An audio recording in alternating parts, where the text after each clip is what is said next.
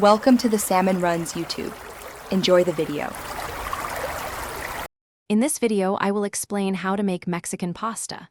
This delightful dish brings together the comforting textures of pasta with the bold, zesty flavors of Mexican cuisine.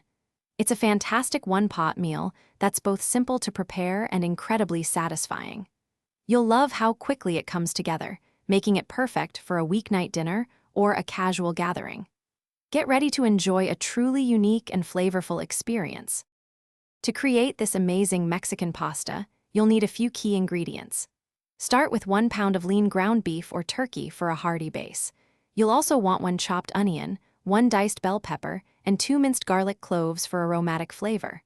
For the sauce, grab 1 14.5-ounce can of diced tomatoes, 1 8-ounce can of tomato sauce, and 2 cups of chicken or beef broth. Don't forget 8 ounces of your favorite short pasta, like elbow macaroni or rotini. Finally, a packet of taco seasoning or a blend of cumin, chili powder, and oregano will provide that signature Mexican taste. Making this Mexican pasta is incredibly simple, often in just one pot. First, brown your ground meat with the chopped onion, bell pepper, and minced garlic in a large skillet over medium-high heat. Once cooked, drain any excess fat.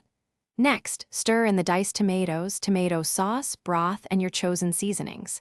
Add the uncooked pasta, making sure it's mostly submerged in the liquid.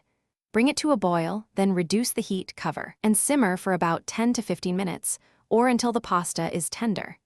Finish by stirring in 1 cup of shredded cheddar or Monterey Jack cheese until it's wonderfully melted and creamy. Once your Mexican pasta is ready, it's time to serve and customize. Garnish each serving with fresh chopped cilantro, sliced green onions, or diced avocado for a burst of freshness. A dollop of sour cream or a sprinkle of extra shredded cheese also adds a delightful touch.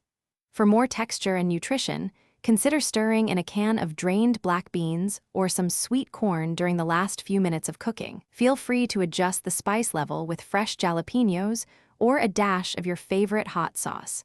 Enjoy this incredibly versatile and delicious meal. Thanks for watching. Consider subscribing if we helped you.